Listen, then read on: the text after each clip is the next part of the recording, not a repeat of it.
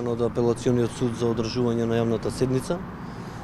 Чекаме, се надеваме најскоро, бидејќи поминаа веќе 7-8 дена, а знаеме дека законскиот рок за закажување на јавна седница по жалбата на одбраната е во рок од 3 дена.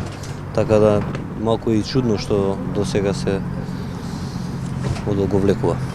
Какви се вашите очекувања со оглед на тоа што веќе имаше јавни седници за други обвинети на кои беа одбиени барањата за да излезат?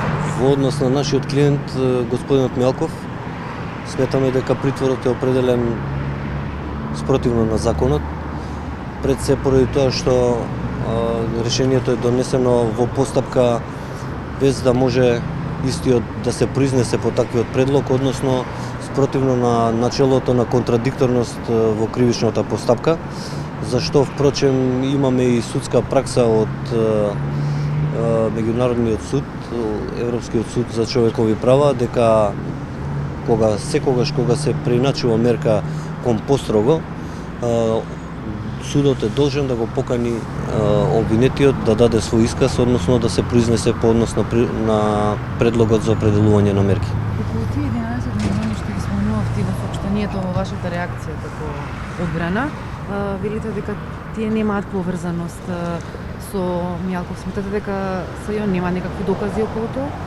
Целото решение, односно диспозитивот на решението е донесен на врз база на предпоставки. Господинот Мјалков нема никаква поврзаност со таа финансиска трансакција, ниту пак со износот кој што се споменува. Во медиумите веќе излезе кој е поврзан со таа трансакција и поради што е случајна таа трансакција. Така да господинот Мјалков тврдам дека обвинителството не може да го доведе во никаква поврзаност со таквата трансакција и поради само такви предпоставки во услови на почитување на сите досега изречени мерки, смета одбраната дека нема никаков основ за определување на мерката притвор. Рековте има во јавноста, мислите на дијамет на таа Се разбира, да. Гледавме и во телевизиски емисии, имаше подробно објаснето, ми се чини на вашата телевизија, а и во другите медиуми, пишаните, имаше јасно се обелодени во врска со што се тие трансакции и тука не може да се бара никаква поврзаност со нашиот клиент.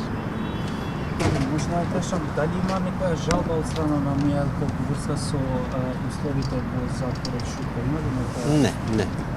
Нема никакви поплаки. Значи има VIP третман или? Не се работи за VIP третман, смета дека е коректно како што дозволуваат условите во затворот, така да нема никакви поплаки.